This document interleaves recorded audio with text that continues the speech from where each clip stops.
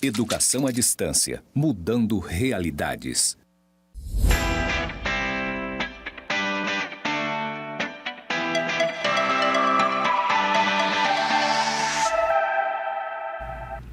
Olá, tudo bem com você? E vamos dando continuidade à nossa aula de Direito Tributário aqui no curso de Gestão Pública na modalidade AD. Agora vamos dar continuidade com a nossa web aula número 3. Hoje a gente vai conversar sobre imunidades tributárias, tá? A partir de agora eu já vou começar falando para você sobre a bibliografia recomendada para esse conteúdo. A gente utilizou o livro de Direito Tributário de Rafael Novaes, Direito Tributário Facilitado. Também tem a opção para vocês estarem fazendo a leitura do livro do Eduardo Sabag, Direito Tributário Essencial. Os dois vão estar lá em minha biblioteca disponível para você, onde você vai acessar por meio do SWAP. Combinado? Então vamos começar aqui falando sobre, de fato, a imunidade tributária, tá? Olha só. As imunidades, elas se caracterizam como limitações ao poder de tributar. Isso mesmo, já tinha até comentado com você na aula passada que os princípios constitucionais tributários, bem como as imunidades tributárias, elas são verdadeiras limitações ao poder de tributar. E isso é em benefício do cidadão. Essas limitações ao poder de tributar, elas são diretamente preparadas, produzidas para o benefício do cidadão, contra a atividade de cobrança realizada pelo poder público. E ainda posso contar para você que as imunidades tributárias estão previstas, em sua maioria, lá no artigo 150 da Constituição Federal, lá no inciso 5, da linha A até a linha E da nossa Constituição Federal. E aí, a gente de fato agora, após ter feito essa pequena introdução para vocês saberem de fato o que são essas imunidades, tá? Olha só, olha aqui para mim. Essas imunidades, o que é imunidade? Quando a gente toma uma vacina, a gente não está imune a uma determinada doença, é a mesma coisa em relação às imunidades tributárias. A imunidade tributária, ela vai impedir que determinado órgão, determinado ente político, ou vocês vão ver também como as instituições religiosas, como os partidos políticos, instituições de educação, elas ficam imunes a determinado tributo. Aqui a gente vai falar sobre as imunidades genéricas, que são essas que estão previstas na Constituição Federal, que elas são relacionadas apenas aos impostos. Nós sabemos, já a gente vai entrar lá nas espécies tributárias. Aí vocês vão saber de fato que nós temos 5 espécies tributárias que estão previstas na nossa Constituição Federal, que são os impostos, as taxas, as contribuições de melhorias, as contribuições especiais e os empréstimos compulsórios. Vou contar para vocês também, só para antecipar um pouquinho, que lá no nosso Código Tributário Nacional, nós temos apenas 3 espécies tributárias e na Constituição Federal nós temos 5. Portanto, a gente utiliza essa teoria da Constituição Federal que vem com as 5 espécies tributárias, tá? Lá no nosso CTN só tem os impostos, as taxas e as contribuições de melhoria. Aí a Constituição Federal tem essas 3 e mais 2, que são as contribuições especiais e os empréstimos compulsórios. Portanto, voltando aqui para a gente falar sobre imunidade tributária, essas imunidades genéricas, elas são relacionadas apenas aos impostos. Certinho? Então, vocês vão ver que determinadas instituições, como por exemplo os partidos políticos, o próprio poder público, a União, os estados, o Distrito Federal e os municípios, eles ficam imunes, ou seja, eles são impedidos de serem, de fato, de ter que pagar imposto. Na verdade, esse imposto ele nem chega a ser constituído, ele nem chega a existir, simplesmente ele nem existe. Aí a gente vai ver que quando a gente fala, por exemplo, de isenção, de anistia, o imposto ele passa a existir e depois ele é desconstituído, já que na imunidade tributária ele sequer existe, ele nasce, tá? Então vamos aqui para a tela que agora a gente vai conversar sobre imunidades recíprocas.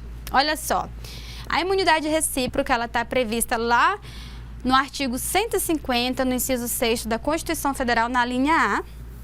Por ela, as pessoas políticas, tá? Eu já contei para você que quando a gente fala de pessoas políticas, a gente não está falando dos nossos representantes eleitos. Nós estamos falando da União, dos estados, do Distrito Federal e dos municípios. Então, são os entes políticos, pessoas políticas no sentido de União, Estado, Distrito Federal e Município, não são nossos representantes eleitos, tá?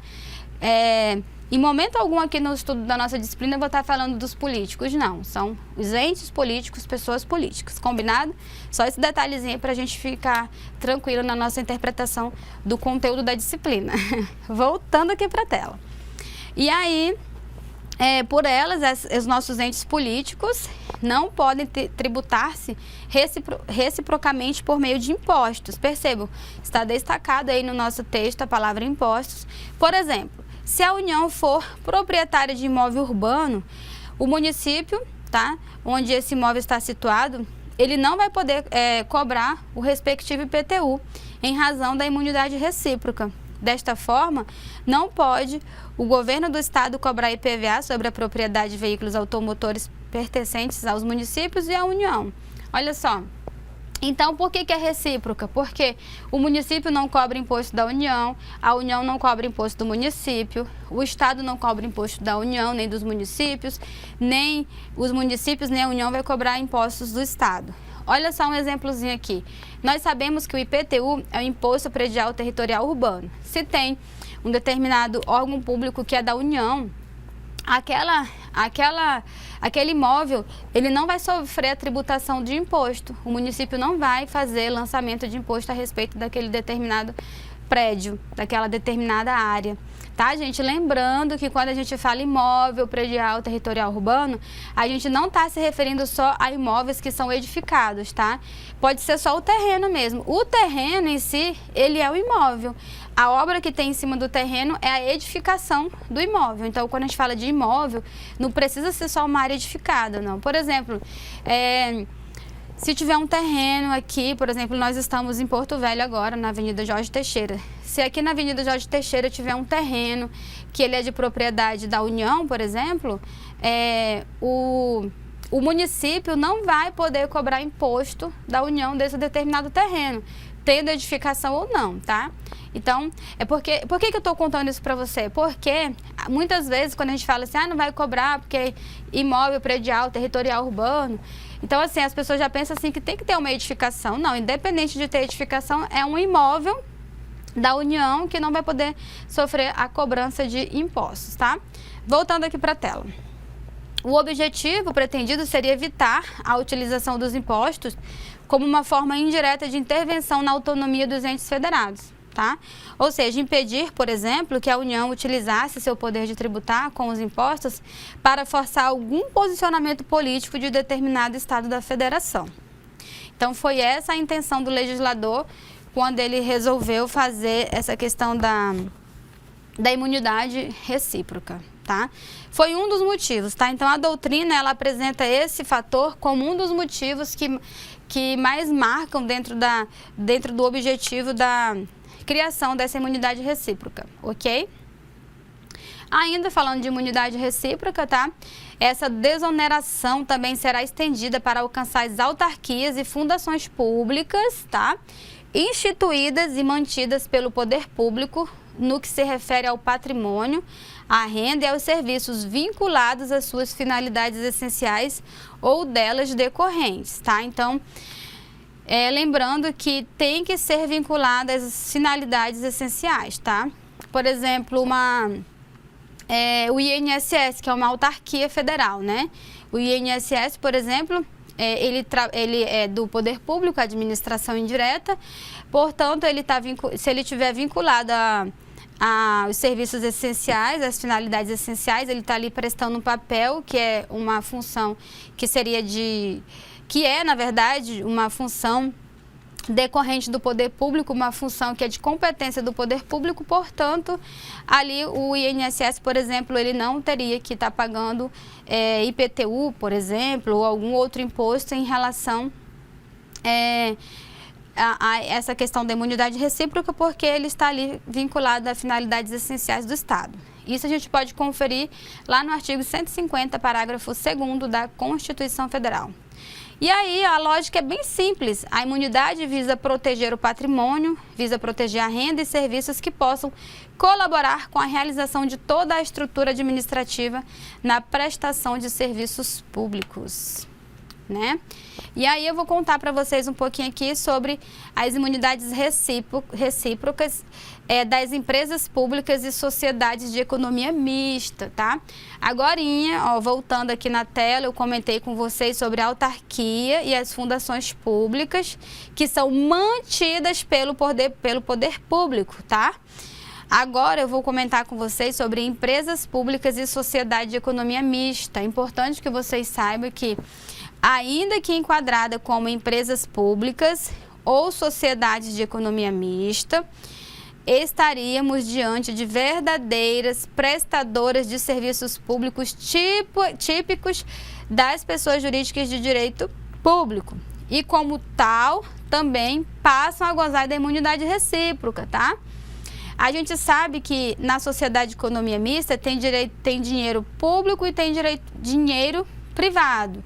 Nós sabemos também que nas empresas públicas também, nós sabemos, por exemplo, que o regime jurídico dos servidores das empresas públicas, ele é regido pela CLT. A gente já consegue perceber que tem uma situação que é muito parecida com se fosse um serviço privado, né?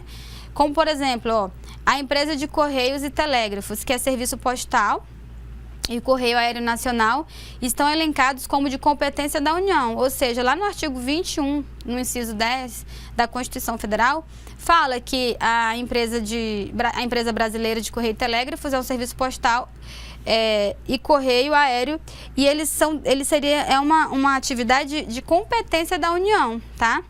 Assim, é inegável a classificação como prestadora de serviço público, tá? Isso foi discutido num recurso extraordinário lá no Rio Grande do Sul. Então, a depender da finalidade dessa empresa pública, é possível também que ela goze dessa imunidade, porque ela está ali prestando um papel que seria um papel do próprio poder público, tá? E ali a gente sabe que está na administração indireta. E aí, voltando a comentar com vocês ainda sobre a questão da sociedade de economia mista, tá? A gente está diante de verdadeiras prestadoras de serviços públicos que são típicos de pessoas jurídicas de direito público, tá? E como tal, também passam a gozar da imunidade recíproca. Isso porque o STF, ou seja, o Supremo Tribunal Federal, ele passou a compreender que alguma dessas pessoas jurídicas da administração pública indireta estariam desenvolvendo serviços públicos de prestação exclusiva e obrigatória do Estado. O Estado no sentido de Estado-União, enfim. E aí, pessoal, eu estou conversando aqui com vocês. Aí nós sabemos que tem administração direta e administração indireta. Quem que é a administração direta? A administração direta é o próprio poder público em si, como a União, os estados, o DF e o município. Ele está classificado na administração direta lá em direito administrativo, que eu espero que vocês tenham já essa noção, tá? E a administração indireta, como vocês já sabem, nós temos ali na administração indireta as empresas públicas, sociedade de economia mista e algumas outras que também estão classificadas, que a gente pode ver isso lá dentro do direito administrativo, combinado? Vamos dando continuidade ainda falando sobre essa temática, tá? A maior problemática estaria em conceder essa imunidade para a sociedade de economia mista, ainda que prestadora de serviço público. Um exemplo de economia mista aqui é o Banco do Brasil, tá, pessoal? Só para facilitar o entendimento, tá? Ainda que prestadora de serviço público, pois parcela de seu patrimônio é constituída por capital privado, o que também beneficiaria essa desoneração. Ou seja, só quem pode ter essa imunidade seria de fato o poder público, e já que na sociedade de economia mista, por exemplo, teria dinheiro ali também do capital privado. Portanto, teve essa grande discussão, e isso foi visto num recurso especial. Teve um recurso especial, um recurso extraordinário, tá? Lá de São Paulo, que fez essa discussão também. E aí eu vou contar para vocês que o nosso Supremo Tribunal Federal aceitou também a aplicação dessa imunidade para essas sociedades, quando verificado que o capital privado seria mínimo em face ao capital público. Ou seja, se tiver muito mais capital público dentro dessa sociedade de economia mista, se tiver muito mais, Ou seja, se for mínima a participação privada e se tiver ausência de finalidade lucrativa da pessoa jurídica, aí sim, poderia de fato sim gozar dessa imunidade. E aí esses casos eles foram enfrentados na sociedade, já foi enfrentado aqui, por exemplo, na CAERD, aqui do estado de Rondônia, e também na Companhia de Docas do estado de São Paulo, como eu acabei de falar, a CODESP, tá? Então, já tivemos essas ações, que já enfrentaram essa discussão, por exemplo, a CAERD aqui em Rondônia, que ela é fornecedora de água, nós sabemos que a finalidade lucrativa é mínima e que o maior percentual lá seria de capital público. Portanto, o STF entendeu que essas entidades elas poderiam estar gozando da imunidade por conta desses detalhes, tá? E aí eu vou conversar com vocês agora sobre a imunidade dos templos religiosos, tá? Ela está prevista lá no artigo 150, inciso 6º, a linha B da nossa Constituição Federal. E por essa imunidade de templos religiosos, é vedada a cobrança de impostos sobre templos de qualquer culto, no que se refere ao patrimônio, renda e serviços vinculados às suas finalidades essenciais, tá? Então, tem que estar vinculado à finalidade essencial dessas igrejas, tá? Uma das formas de separar o Estado da religião e não intervir na manutenção e administração delas seria exatamente afastá-las do campo obrigacional em pagar os impostos. Lembrando que as imunidades genéricas são relacionadas aos impostos, tá? Não obstante, poder exigir o pagamento de outras exações, ou seja, o poder público ele pode estar cobrando taxas, ele pode estar cobrando contribuição de melhoria e contribuições especiais, enfim, relacionado aos impostos. Olha só o exemplo que eu trouxe para vocês. Nós temos o IPTU, Imposto Predial Territorial Urbano, nós temos o ITBI, que é o Imposto sobre a Transmissão de Bens Imóveis, também de competência dos municípios. Nós temos o ITR, que é o Imposto Territorial Rural, que seria de competência da União, e que na prática o ITR, ele é de competência da União, ou seja, o que é competência? É o poder que, no caso aqui do ITR, a União tem de instituir e majorar a cobrança desse ITR, mas ele pode passar a capacidade ativa para o município, ou seja, geralmente a União passa para os municípios para que ele possa estar fazendo a cobrança do ITR onde aquela área rural se localiza. Por exemplo, se aqui no município de Porto Velho, nós sabemos que o município de Porto Velho não é apenas a área urbana, né? Nós sabemos que existe toda a área rural lá no mapa, onde faz parte do município de Porto Velho, tá? O município de Porto Velho engloba área rural e área urbana. Nas áreas rurais que estão sediadas dentro do município de Porto Velho, nós temos fazendas, nós temos chácaras, nós temos vários imóveis rurais. E esses imóveis rurais teriam que pagar o ITR, que é o Imposto Territorial Rural. A competência de instituir esse imposto é da União, porém a União passa a capacidade tributária ativa para os municípios onde estão localizadas aquelas áreas rurais, tá? Então, a gente não pode confundir a competência tributária com a capacidade tributária ativa. A capacidade tributária ativa, ela se refere meramente ao ato de poder fazer a cobrança e a competência tributária está relacionada ao fato de instituir e majorar os tributos, tá? Então, tá aqui, abrindo esse parênteses, conversei com vocês sobre a questão do ITR, tá? E vou voltar aqui, o exemplo, o IPTU, o ITBI, o ITR e o IPVA. O IPVA que é de competência dos estados, que é o Imposto sobre a Propriedade de Veículo Automotor, tá? Por exemplo, o IR também sobre as rendas obtidas com dízimos e doações, dentre outros. Então, os templos religiosos teriam essas imunidades, tá? Quando ele vai fazer uma venda, por exemplo, o ITBI é o Imposto sobre a Transmissão de Bens Imóveis, ou seja, se aquela igreja, aquele templo religioso está pretendendo comprar um imóvel para construir uma igreja, para transformar numa igreja, para vincular aquele imóvel às finalidades essenciais da igreja, ele vai ficar imune de pagar o ITBI, tá? Tá combinado? E aí a gente vai continuar falando ainda algumas situações bem curiosas sobre as imunidades dos templos religiosos. Olha só, sobre a maçonaria, tá? O STF, que é o Supremo Tribunal Federal, já lá no recurso extraordinário, ele disse que a maçonaria não se enquadra no conceito de religião, mas sim é uma filosofia de vida, tá? extensões do imóvel, olha só. Os conventos de freiras, casas paroquiais e salões da igreja alcançam a imunidade, ou seja, os conventos de freiras, ele está diretamente vinculado às finalidades essenciais da igreja, né? As casas paroquiais também, configura que eles estão vinculados às funções essenciais. Então, assim, o STF também já fez um julgado e disse que, sim, os conventos e essas demais propriedades que eu acabei de citar para você também gozam da imunidade tributária em relação aos impostos, tá? E os cemitérios, gente, cemitério, como é que funciona? Nós sabemos que tem algumas igrejas que mantêm, que tem cemitério e que preservam e que, enfim, nós sabemos que é uma prática comum, que muitas igrejas têm esses cemitérios. E aí, se o cemitério estiver exercendo uma atividade vinculada à instituição religiosa, ele também será beneficiado da imunidade, tá? Por ser considerado uma extensão da própria religião. Foi um julgado lá da Bahia também, tá? Um recurso extraordinário pela Bahia. E aí, observação, olha só, os cemitérios públicos gozam de imunidade recíproca. Por quê? Porque é um cemitério público, ele ali é uma situação que está ali sendo ofertada para a população pelo município, tá?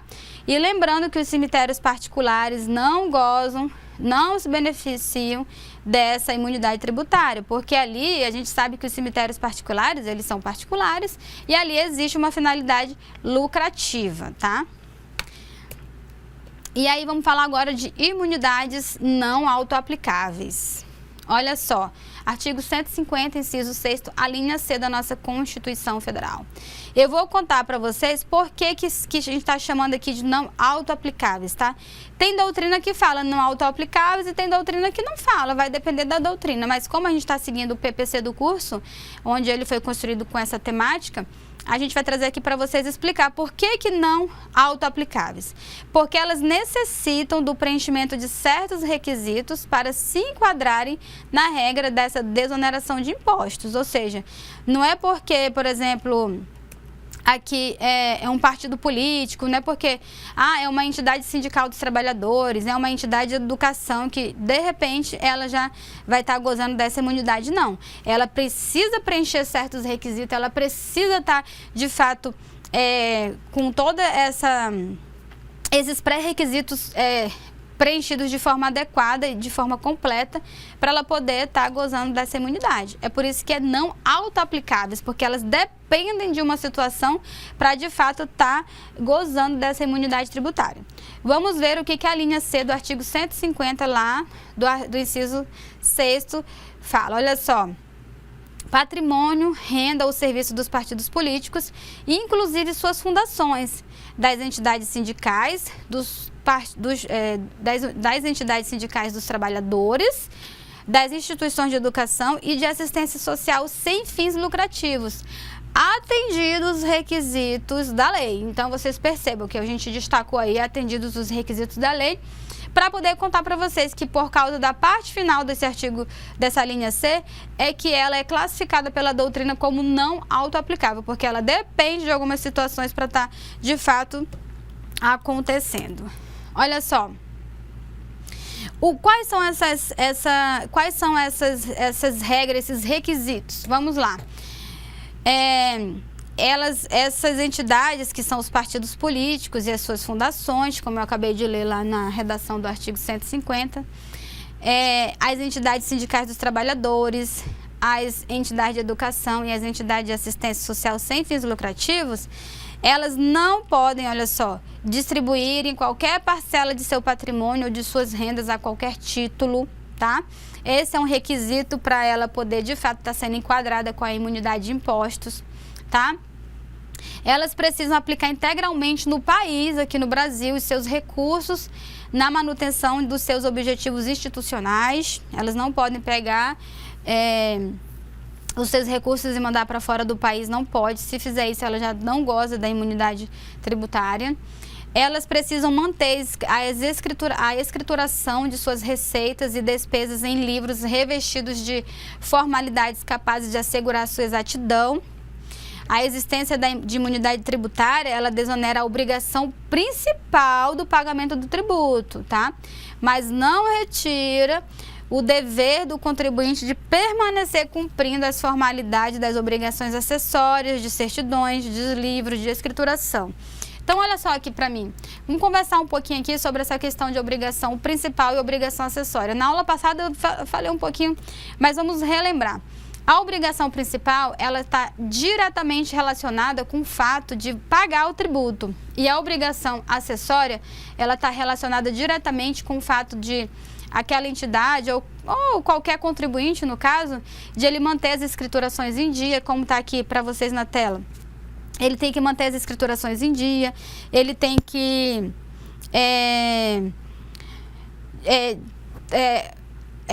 perdão, gente, ele tem que permanecer cumprindo todas as formalidades, ele precisa de fato manter as notas fiscais, ele precisa manter toda a documentação, porque quando tiver fiscalização, no caso, o fiscal, ele vai chegar lá e vai pedir, olha, eu preciso disso, daquilo, ele vai...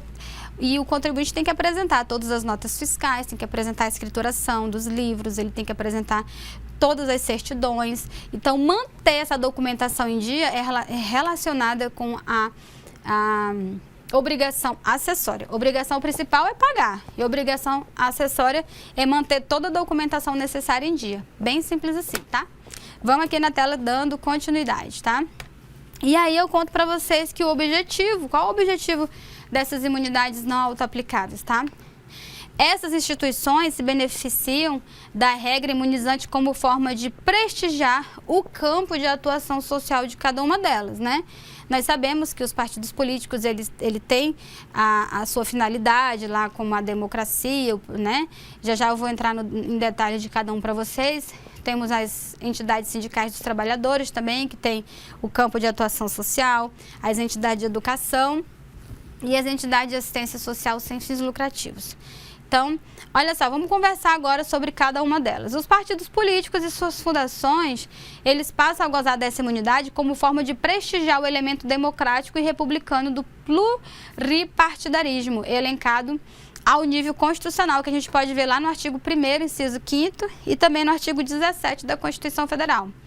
E aí, falando ideologicamente, cada partido político levanta uma bandeira social e luta pelos direitos de setores da sociedade, causa de trabalhadores, causas democráticas, causas ambientais, etc. Então, um dos fatores que foi dado aos partidos políticos essa imunidade.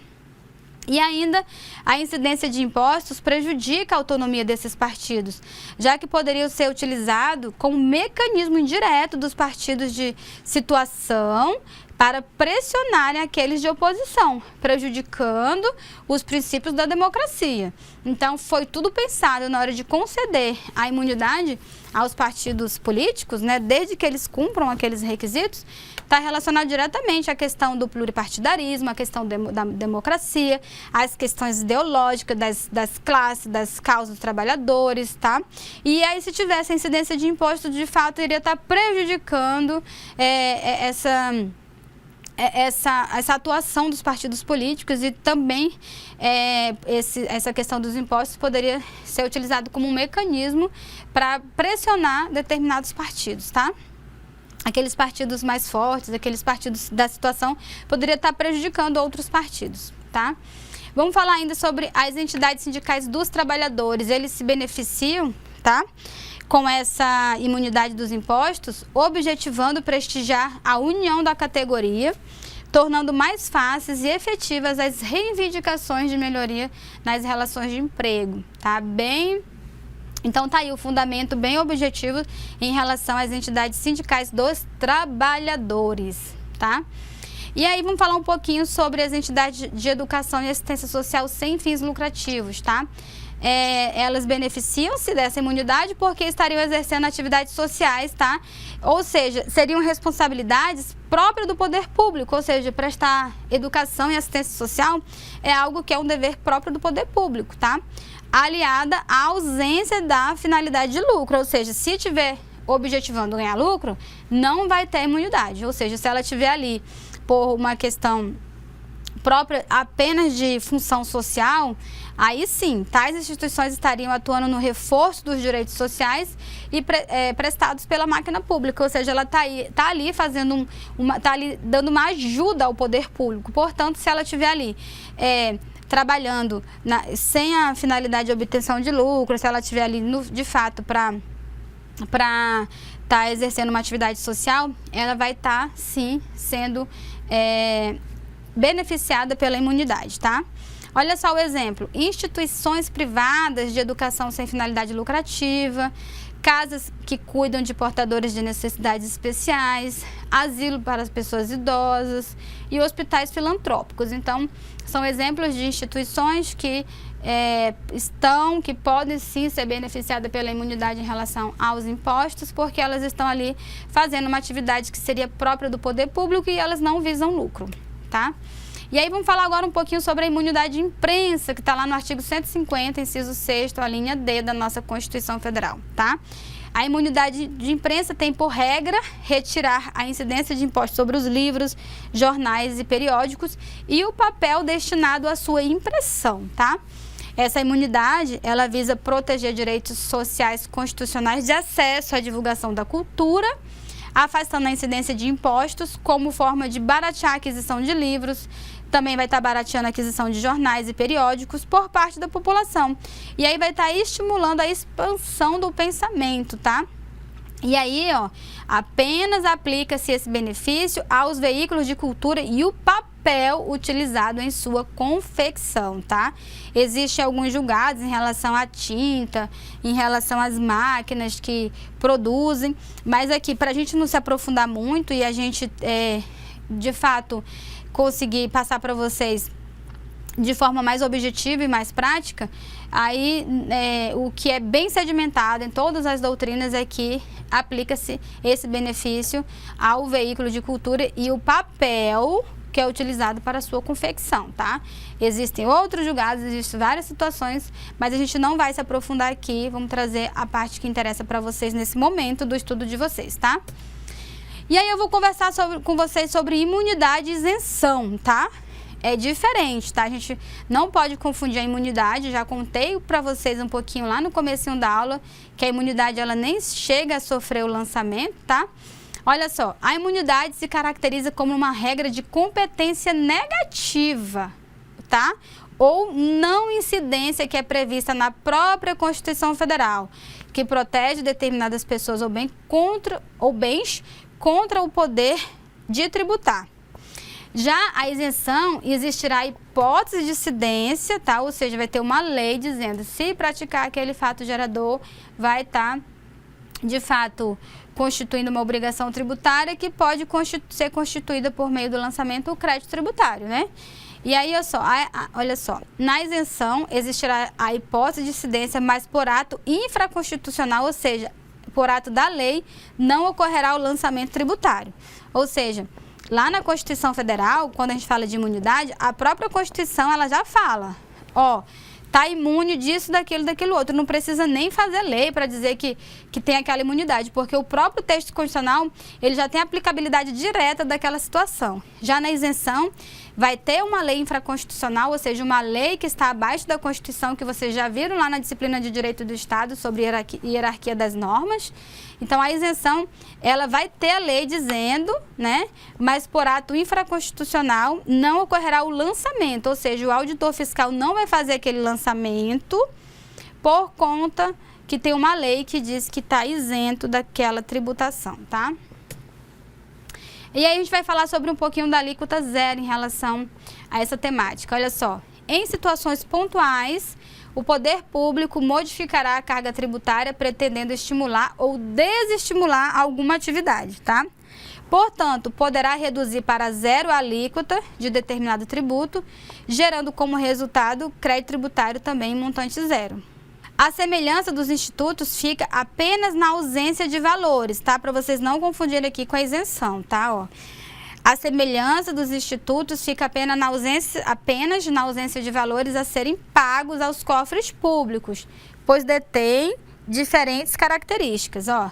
Na alíquota zero, haverá normal incidência e respectivo lançamento, que resultará cálculo com produto zero, ou seja, vai ocorrer toda a cadeia, mas na hora do lançamento ele vai lançar o resultado zero porque, de fato, existe aquela previsão legal. Geralmente, a redução dessa alíquota ao percentual zero vem por meio de ato do Poder Executivo, entre eles, por exemplo, o decreto em tributos extras fiscais, que eu já contei para vocês o que é extra fiscalidade dos impostos, que é quando o poder público ele tem o poder de estar alterando ali determinada alíquota, majorando ou diminuindo para poder fazer alguma intervenção econômica, como ocorre muito nos casos do imposto de importação, do imposto de exportação, do imposto sobre produtos industrializados e sobre o imposto sobre operações financeiras, tá? Pretendendo proteger ou estimular o atual momento econômico ou social, tá? Então, pessoal, quero que vocês vejam aquela bibliografia que eu passei para vocês, leiam a Constituição Federal em todos esses artigos que eu contei para vocês aqui, façam também acompanhamento pelo Código Tributário Nacional. Nessa temática aqui, sobre imunidades, vocês podem se ater de fato à Constituição Federal, tá? Porque essa temática a gente estuda bastante diretamente no texto constitucional. Mas não deixem de ler aquele livro, lá no roteiro da disciplina tem todas as páginas, onde, leia sobre essa temática da página tal até a página tal. Vai ser importante para você fazer acompanhamento do conteúdo, tá? E aí, quero falar para vocês que a gente vai para a próxima aula. Daqui a pouquinho nós vamos ter a web aula número 4. E espero que vocês tenham gostado e tenham aprendido um pouquinho sobre as imunidades tributárias. Um grande abraço, até a próxima aula.